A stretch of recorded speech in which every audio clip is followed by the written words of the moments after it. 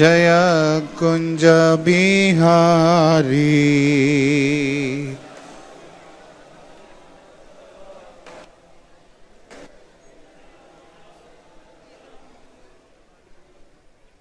जय गोपी जन वल्लभा जय गिरिवरधारी जय गिरिवरधारी।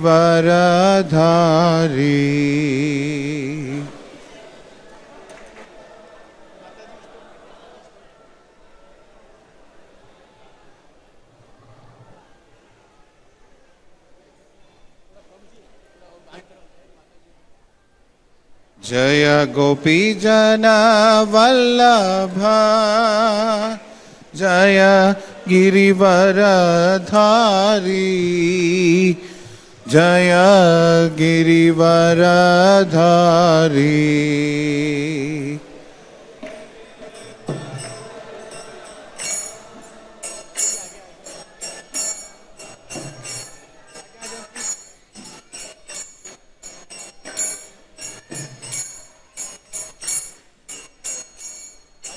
यशोदानंदन व्रज जनरंजन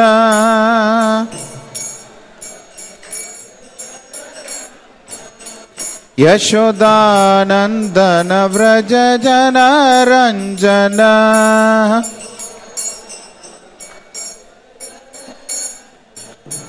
यमुना तीरावनचारी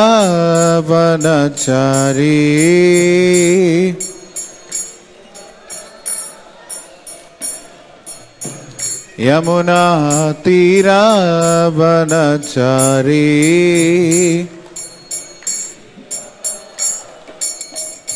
जय राधा माधव जय कुंज बिहारी।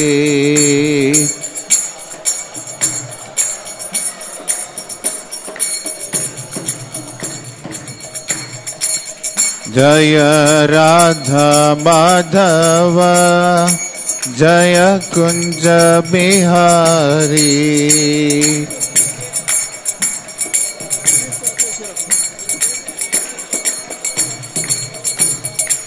हरे कृष्णा कृष्ण कृष्णा हरे हरे हरे रामा राम राम हरे हरे।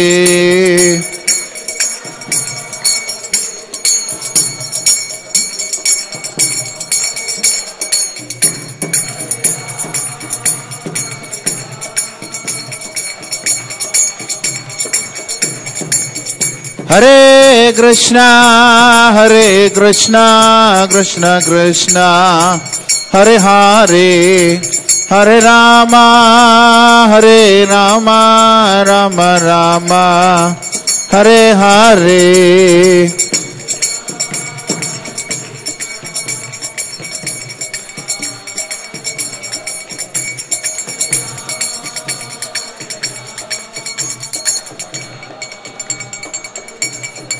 जय प्रभुपादा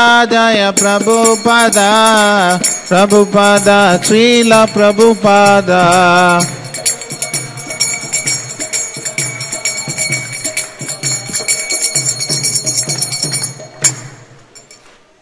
श्रील प्रभुपाद की श्रील प्रभुपाद की ज्यादा पथ सारथि ललिता विशाखा गौर निताय सीताराम लक्ष्मण हनुमान की जय। अनंत कोटि वैष्णव वृंद की जय। निताय निताय गौर सीतानाथ प्रेमानंदे हरि हरि बोल। ओम नमो भगवते वासुदेवाय ओम नमो भगवते वासुदेवाय ओम नमो भगवते वासुदेवाय।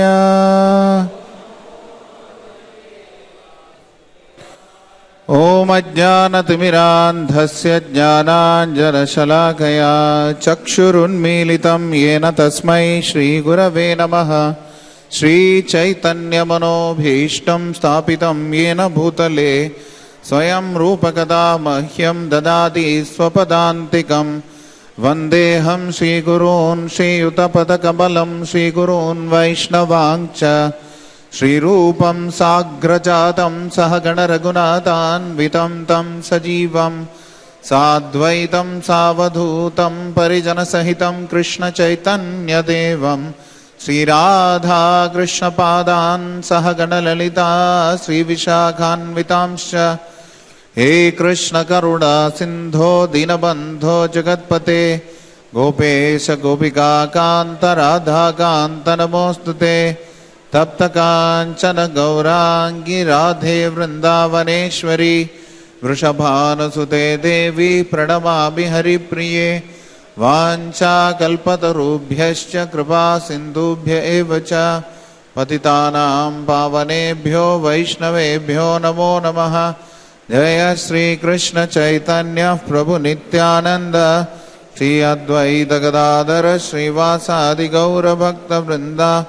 हरे कृष्ण कृष्ण कृष्ण हरे हरे हरे राम राम राम हरे हरे।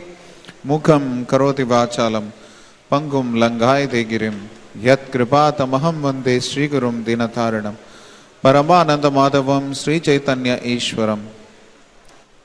नमो ओं विष्णुपादाय कृष्णप्रेष्ठाय भूतले श्रीमते भक्तिवेदांत स्वामिनिति नामिने। नमस्ते सारस्वते देवे गौरवाणी प्रचारिणे निर्विशेष शून्यवादी पाश्चात्य देशतारिणे।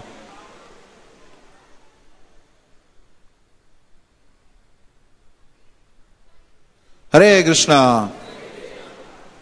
सभी भक्तों का हार्दिक स्वागत है इस्कॉन के इस विशेष रविवारी सत्संग कार्यक्रम में। आज प्रवचन निर्धारित था राधा सेवक प्रभु के द्वारा, तो किसी कारणवश उनको विलंब हो गया, कहीं दूसरे जगह पे हैं, पहुंच नहीं पा रहे हैं। इसलिए मुझे जैसे ही सूचना मिली मैं यहाँ पे आया हूं इस सेवा के लिए। आप में से कितने लोग हर हफ्ता आते हैं रविवारी सत्संग में? कुछ लोग। कितने लोग नहीं आते हैं? फिर बाकी लोग कैसे हैं? दोनों में से जिन लोगों ने हाथ नहीं उठाया वो कौन से में आते हैं?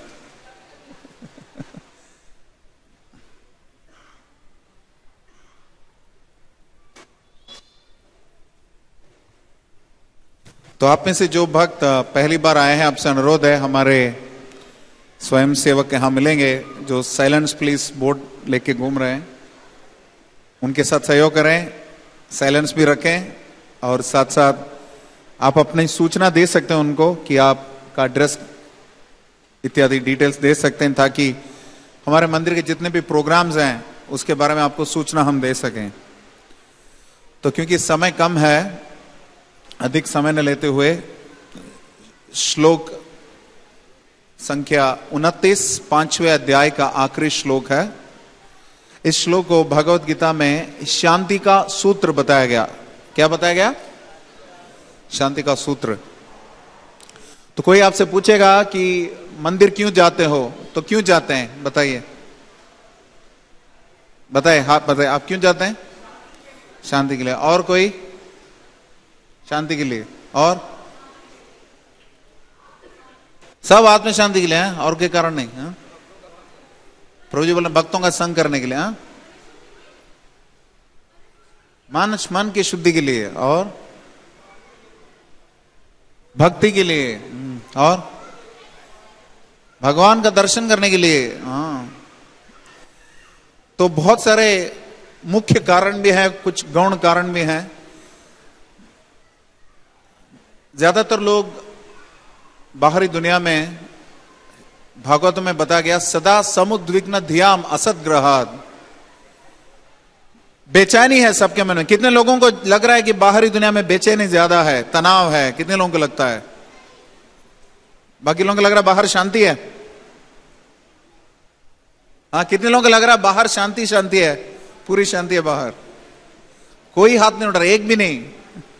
तो इसलिए आप में से कई लोगों ने बताया कि मंदिर में आते हैं मन की शांति के लिए, मन की शुद्धि के लिए, आत्म शांति के लिए आपने बताया। भगवान भगवत गीता में शांति का सूत्र देते हैं, क्योंकि हम सबको शॉर्टकट में सब कुछ चाहिए, तो भगवान ने भी सूत्र में दिया है। तो ये 5वें अध्याय का 29वां श्लोक है, 5वें अध्याय का आखिरी श्लोक है। आप सब, आपके पास भगवत गीता की प्रति है? कितने लोगों के पास है? कितने लोग पढ़ते हैं? रोज पढ़ते हैं? कितने लोग हफ्ते में एक दिन पढ़ते हैं? तो कम से कम रविवार को जहां आएंगे तो भगवत गीता लेके आए, तो कम से कम हफ्ते में एक दिन तो होगा, कर सकते हैं। तो भगवान बता रहे हैं, भोक्तारम यज्ञ तपसाम सर्वलोक महेश्वरम सुहृदम सर्वभूतानाम ज्ञात्वा माम शांति मृच्छति। इसका अर्थ क्या है? मुझे समस्त यज्ञों तथा तपस्याओं का परम भोक्ता, समस्त लोकों तथा देवताओं का परमेश्वर एवं समस्त जीवों का उपकारी एवं हितैषी जानकर मेरे भावनामृत से पूर्ण पुरुष भौतिक दुखों से शांति लाभ करता है। मेरे बात दोहराइए, मुझे समस्त यज्ञों तथा तपस्याओं का परम भोक्ता, समस्त लोकों तथा देवताओं का परमेश्वर एवं समस्त जीवों का उपकारी एवं हितैषी जानकर मेरे भावनामृत से पूर्ण पुरुष भौतिक दुखों से शांति लाभ करता है। तो श्रील प्रभुपाद, जो कि अंतर्राष्ट्रीय श्री कृष्ण भावनामृत सत्संग, अंतर्राष्ट्रीय श्री कृष्ण भावनामृत संघ इस्कॉन, इसके संस्थापक आचार्य हैं, श्रील प्रभुपाद ने 70 साल की उम्र में 2 दिल के दौरे पड़ने के बाद अपने गुरुदेव श्रील भक्ति सिद्धांत महाराज के, जो ऑल्टर में देखेंगे, उन दोनों का यहां पे आप मूर्ति देखेंगे, विग्रह। इस साइड में श्रील प्रभुपाद और उस साइड में उनके गुरुदेव। उनके आदेश अनुसार पाश्चात्य देशों में गीता का संदेश पहुंचाने के लिए गए। जैसे आप लोग यहां बैठे हैं रविवार इस सत्संग में, इसी प्रकार इस्कॉन के 650 केंद्र हैं विश्व में। आज 650 केंद्र में लोग इसी प्रकार गीता का संदेश सुनते हैं। आप विश्वास कर सकते हैं कि रूस में, अमेरिका में, ऑस्ट्रेलिया में, लतीन अमेरिका में, यूरोप में लोग इसी प्रकार भगवत गीता का संदेश सुनते हैं, हरे कृष्ण महामंत्र का उच्चारण करते हैं। ये सब श्रील प्रभुपाद की कृपा से हो पा रहा है। और श्रील प्रभुपाद ने इस भगवत गीता का तात्पर्य दिया है, भक्ति वेदांत तात्पर्य, जिससे हम भगवान के संदेश को सटीक समझ सकते हैं। तो यहां पर बताया गया कि भगवान स्वयं बोल रहे हैं कि भोक्तारम यज्ञ तपसाम, सभी प्रकार के यज्ञों और तपस्याओं का मुझे भोक्ता समझो। मान लीजिए कि आपके हाथ में एक लड्डू दिया, उस लड्डू का स्वाद आपका हाथ अपने आप ले सकता है? यस, नो, नो, यस, ले सकता है लड्डू का स्वाद आपका हाथ? या फिर लड्डू से जो ऊर्जा मिलती है वो शरीर को मिल सकता हाथ में रखने से? नहीं। तो उसको क्या करना पड़ता है? खाना पड़ता है। खाते समय पहले स्वाद मिलता है, फिर पेट में पहुंचता है तो थोड़ा शक्ति मिलती है। या फिर पेट को अगर शक्ति देनी है तो उसमें जल डालते हैं। कहां डालते हैं? कहां डालते हैं पानी? कहां? टहनियों में, पत्तों में? कहां? जड़ में। यथा तरुर मूल निषेचनेन तृप्यन्ति तत्स्कंद भुजोपशाहा प्राणोपहारा चैतेन्द्रियाणाम तदैव सर्वार्पणम अच्युतेज्या। जिस प्रकार पेड़ में शक्ति देने के लिए उसके जड़ में पानी डालते हैं। जिस प्रकार शरीर को शक्ति देने के लिए पेट में भोजन पहुंचाया जाता है, इसी प्रकार विश्व में जितने भी कार्य हैं उनमें आनंद पाने के लिए, सुख पाने के लिए, शांति पाने के लिए, समृद्धि पाने के लिए हमें परम भगवान श्री कृष्ण को तुष्ट करना है, उनको प्रसन्न करना है। भगवान को प्रसन्न करेंगे तो हम प्रसन्न होंगे। भोक्तारम यज्ञ तपसाम का अर्थ यह है, मान लीजिए कि आपके हाथ ने हड़ताल कर दिया, बोला कि नहीं नहीं मैं पहुंचाऊंगा नहीं, भोजन नहीं पहुंचाऊंगा पेट में, तो क्या होगा? क्या होगा फिर? पेट तक भोजन नहीं पहुंचेगा। पेट तक भोजन नहीं पहुंचेगा तो क्या होगा? लेकिन मान लीजिए कि पेट को भोजन पहुंचाया तो शक्ति किसको मिलेगी? उसी हाथ को मिलेगी। तो इसलिए हाथ को अगर शक्ति चाहिए तो हाथ को क्या करना है? सहयोग करना है। तो हमें समझना चाहिए कि हम लोग कंट्रोलर नहीं हैं, हम कोऑपरेटर हैं। भगवान नियंता हैं, भगवान कंट्रोलर हैं, और आनंद असली में भगवान लेते हैं। हम लोग बस उनके आनंद में सहयोग देने के लिए है, हम उनके अंश हैं। भगवान गीता में बता रहे हैं, ममई वांशो जीव लोके जीव भूत सनातनः, जितने भी जीव हैं मेरे अंश हैं। तो आप अगर किसी के अंश हैं तो पूर्ण को प्रसन्न करने से क्या अंश को आनंद आएगा कि नहीं आएगा? आएगा नहीं आएगा? तो इसका मत यही भगवान यहां सूचित कर रहे हैं कि माया के वशीभूत सारे बद्ध जीव इस संसार में शांति प्राप्त करने के लिए उत्सुक रहते हैं। उत्सुक रहते हैं नहीं रहते? उत्सुक रहते हैं। सभी को शांति चाहिए। कितने लोगों को शांति चाहिए? मुझे भी चाहिए, सबको चाहिए। किंतु भगवत गीता के इस अंश में वर्णित शांति के सूत्र को वे नहीं जानते। आप लोग बुद्धिमान हो, आप लोग आज जान जाएंगे। शांति का सबसे बड़ा सूत्र यही है कि भगवान कृष्ण समस्त मानवीय कर्मों के भोक्ता हैं। मनुष्य को चाहिए कि प्रत्येक वस्तु भगवान की दिव्य सेवा में अर्पित कर दें, क्योंकि वे ही समस्त लोगों तथा उनमें रहने वाले देवताओं के स्वामी हैं। उनसे बड़ा कोई नहीं है। मान लीजिए मैंने आपको बता दिया कि मुझे ताजमहल नहीं चाहिए, ताजमहल नहीं चाहिए, मुझे ताजमहल नहीं चाहिए। कोई बड़ी बात है उसमें? बड़ी बात है उसमें? बताइए। मैं बोल रहा हूं ताजमहल मुझे नहीं चाहिए, बड़ी बात है? नहीं बड़ी बात है? क्यों? हाँ, ताजमहल मेरा है ही नहीं, तो मैं मना करूंगा, क्या फायदा उसका? ताजमहल मेरा था ही नहीं। तो मैं अगर बोलूंगा कि मुझे, एक बार एक व्यक्ति ने श्रील प्रभुपाद से आके बताया, आपके भक्त हैं ना इतने बड़े विरक्त हैं, उन्होंने सारी दुनिया छोड़ दी कृष्ण के लिए, इतने विरक्त हैं आपके भक्त। तो श्रील प्रभुपाद ने बताया कि उनसे तो आप ज्यादा विरक्त हैं, आपने कृष्ण को छोड़ दिया सारी दुनिया के लिए।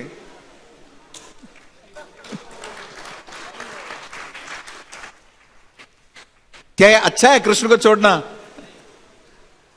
तो समझने वाली बात है कि हम उस चीज को छोड़ सकते हैं जो हमारा है। सब कुछ कृष्ण का है तो हम कैसे छोड़े हैं उसको? तो उसको कृष्ण की सेवा में प्रयोग करनी चाहिए।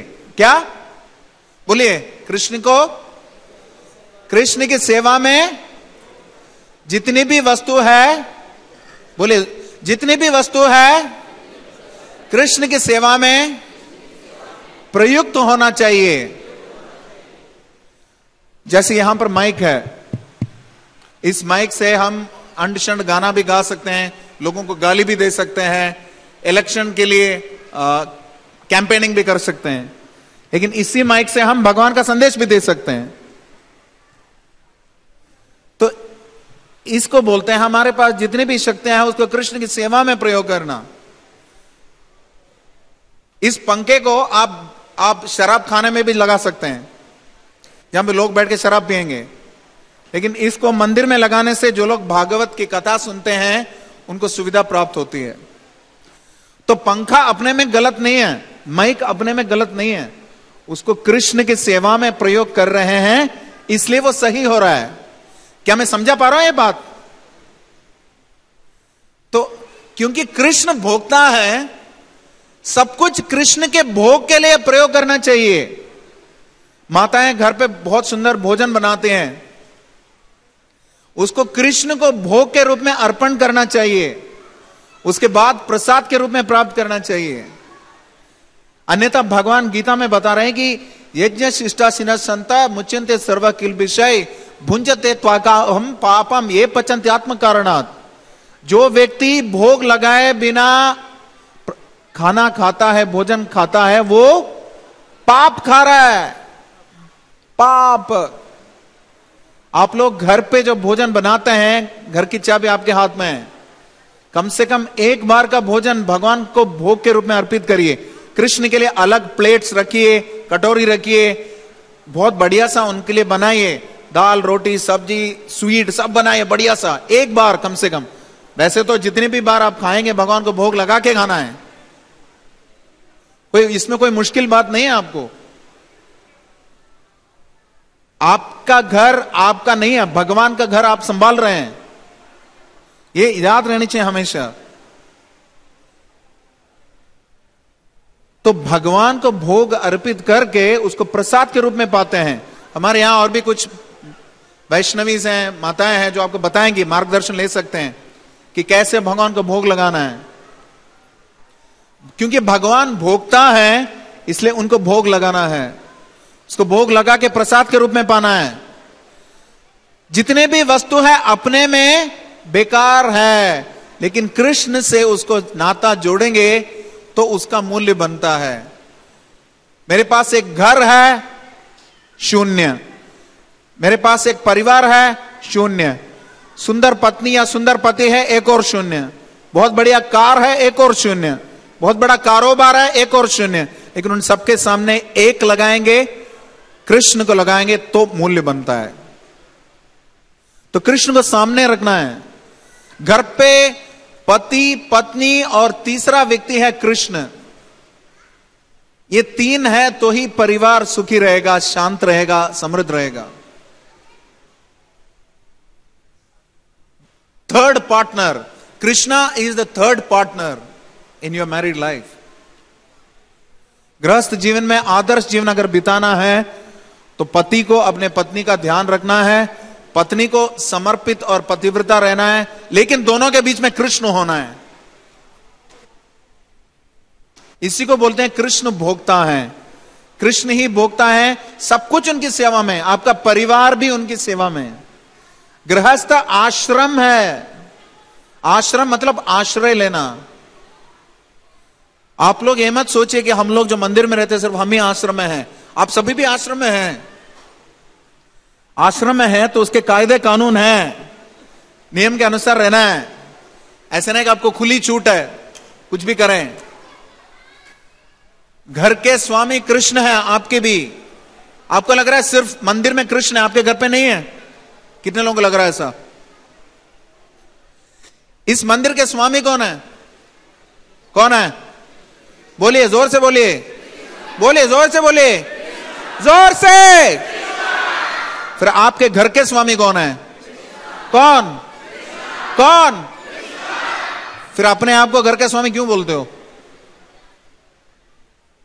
घर के स्वामी कृष्ण है, वही भोक्ता है, हमारे लोक का नहीं। अखिलांड कोटि ब्रह्मांड नायक है कृष्ण।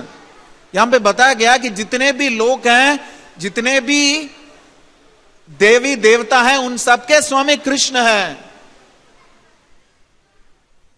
कृष्ण बता रहे हैं 14वें अध्याय में भगवत गीता में, अहम बीज प्रद पिता, मैं सभी जीवों का बीज प्रदान करने वाला पिता हूं।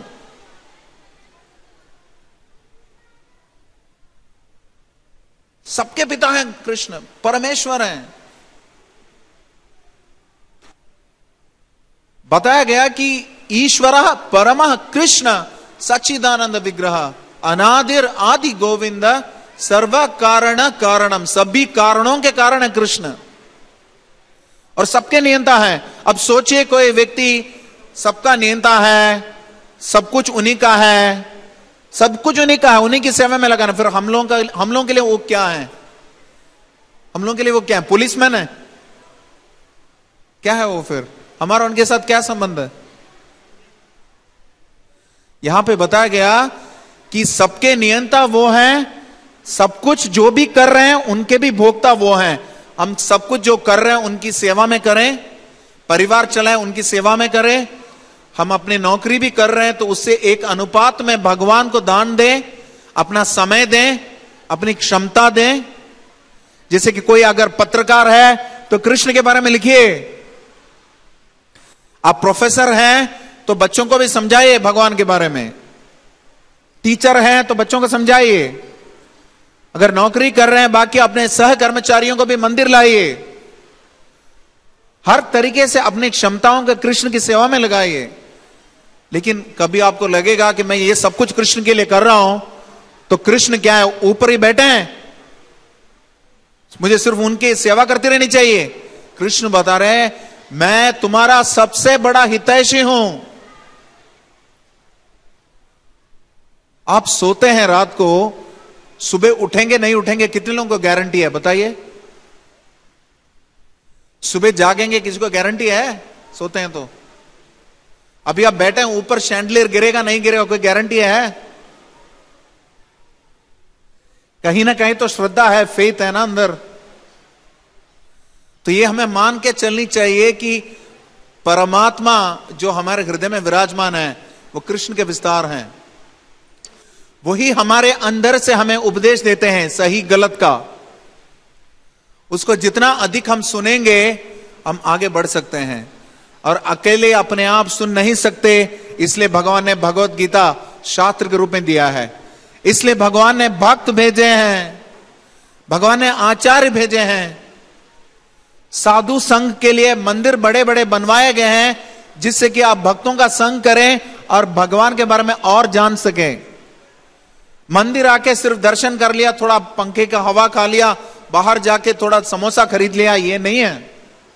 जिस भी स्थान में आते हैं, मंदिर में आते हैं, उस स्थान के बारे में सुनना है, भगवान के बारे में सुनना है, भगवान के बारे में सुनना है। सुने बिना जाना समय व्यर्थ गंवाना। ये कोई टूरिस्ट प्लेस नहीं है। ये तो लानत की बात है कि हमें वहां पे बोर्ड लगाना पड़ा कि भगवान के साथ फोटो ना खींचे, क्योंकि हम समझ रहे कि भगवान को अमिताभ बच्चन है, उनके साथ हमने फोटो खींच लिया, सचिन तेंदुलकर है। भगवान के साथ खड़ा होने का औकात है हमारा? उनके साथ खड़े खड़े क्या फोटो खींच रहे हैं?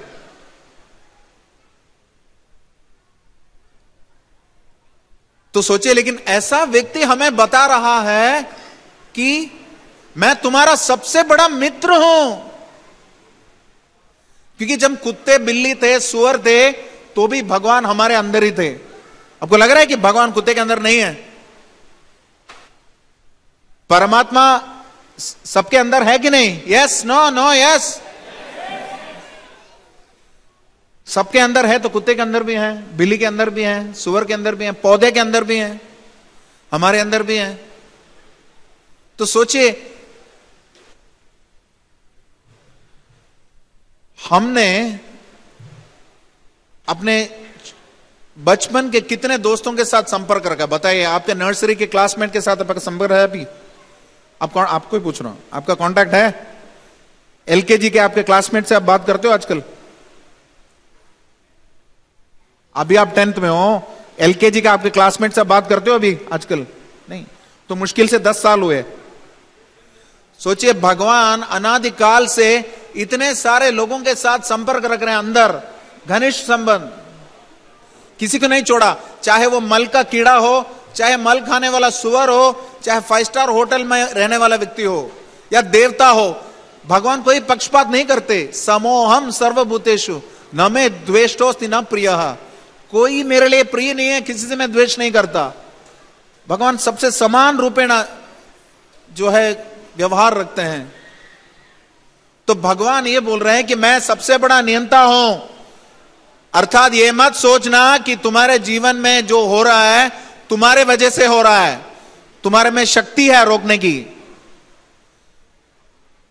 मेरी इच्छा से ही चल रहा है सब कुछ, और इसलिए तुम जो भी कर रहे हो वो मेरे लिए करो। जैसे कि कोई बच्चा पिताजी के पॉकेट से पैसा लेकर पिताजी को ही आइसक्रीम खरीद के देता है,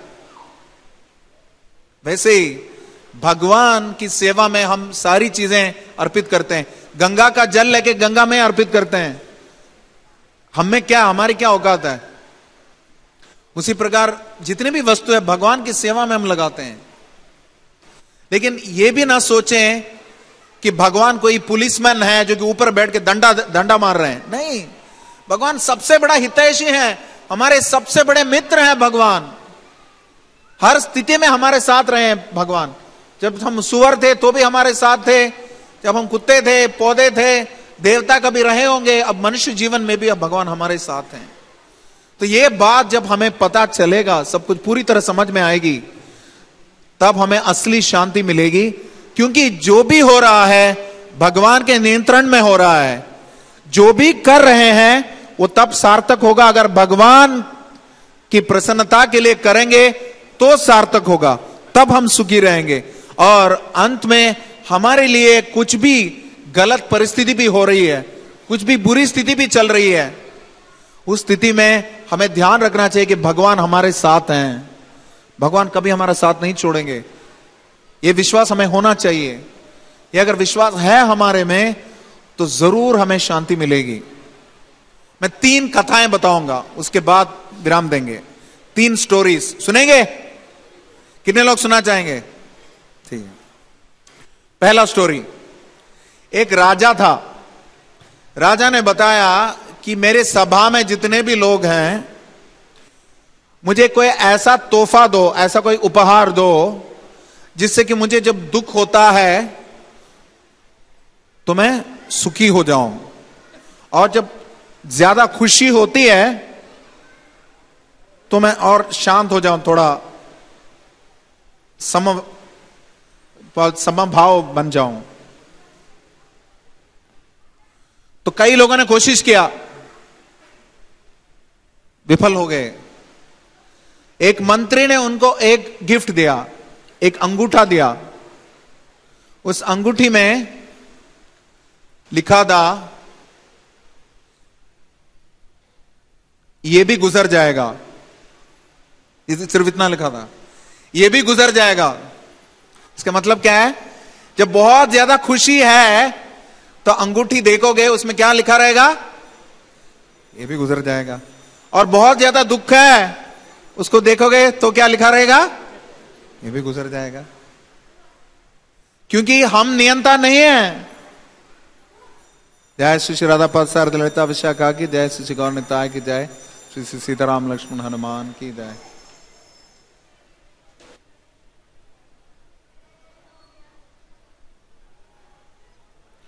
दूसरी कथा, तो आपको क्या लग रहा है? दुख के समय, आपका दुख का समय परमानेंट रहेगा? Yes, no, no, yes. सुख का समय परमानेंट रहेगा, लेकिन आपके साथ कौन परमानेंट रहेंगे? तो ये कई लोगों ने सुना होगा, फिर भी मैं दोबारा दोहराता हूं कथा। एक व्यक्ति सपना देख रहा था। सपने में उसने देखा कि वो एक सागर के तट से गुजर रहा है, और उसने देखा कि सागर के तट पे बहुत सारे पद चिन्ह हैं, उसके पैर के निशान हैं। और उसने देखा कि उसके जीवन के अलग अलग समय के अलग अलग घटनाओं के अनुसार वहां पे दिखाया जा रहा था कि जहां जहां उसके साथ खुशी के मौके हुए थे, तब उसने देखा कि 2 लोगों के पैर के निशान थे, 2 लोगों के पैर के निशान। और जहां जहां दुख के समय थे, उसने देखा कि सिर्फ एक व्यक्ति के पैर के निशान थे। और उसके सपने में ईश्वर भगवान आए, कृष्ण आए। उसने पूछा, भगवान, मैंने देखा कि जब जब मैं सुखी था तब मेरे जीवन में 2-2 लोग थे, आप और मैं, लेकिन दुख के समय पर सिर्फ एक व्यक्ति के पैर के निशान है। क्यों आपने मुझे छोड़ दिया अकेला? लोगों के मन में होता है कि नहीं? भगवान ऐसे क्यों हो रहा है मेरे साथ? मेरे साथ कष्ट क्यों हो रहे हैं? तो कृष्ण ने बताया उसे, जितने भी तुम्हारे सुख के समय में मैं तुम्हारे साथ साथ चल रहा था, लेकिन दुख के समय पर तुम अपने आप कुछ कर नहीं पा रहे थे, इसलिए मैंने तुम्हें उठाया। और जो तुम पैर के निशान देख रहे हो वो मेरे हैं, कृष्ण के हैं वो पैर के निशान। तो विश्वास रखिए, सबसे बुरी घड़ी भी आपके जीवन में आएगी ना, वो भी गुजर जाएगी, ज्यादा समय के लिए नहीं है। क्योंकि भौतिक जगत जो है नश्वर है, इसमें जो समस्याएं आती हैं वो भी नश्वर हैं। आपके साथ जो भी प्रॉब्लम्स आएंगे वो भी नश्वर हैं, कुछ समय के लिए चली जाएंगी।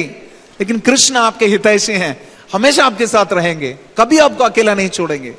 विश्वास रखिए। आखिरी में मैं एक सूत्र देके खत्म करता हूं, कथा के लिए समय नहीं है, मैं कई बार बता चुका हूं ये। आपको कभी कभी प्रॉब्लम्स आते, कितने लोगों के जीवन में प्रॉब्लम्स आते हैं? कभी भी ये मत बोले भगवान मुझे प्रॉब्लम है। आप उस प्रॉब्लम को देके बताए, प्रॉब्लम मेरे पास भगवान है। बोलिए, प्रॉब्लम मेरे पास भगवान है। प्रॉब्लम मेरे पास भगवान है। प्रॉब्लम मेरे पास भगवान है। यह है आपके लिए सूत्र। अगले हफ्ते तक बोलते रहिए हरे कृष्ण महामंत्र का हृदय से एक बार उच्चारण करिए मेरे साथ। हरे कृष्णा कृष्णा कृष्णा हरे हरे, हरे राम राम राम हरे हरे। बहुत बहुत धन्यवाद। सभी कृष्ण का प्रसाद पाके जाएं। कोई सूचना है तो बताएं। हरे कृष्णा।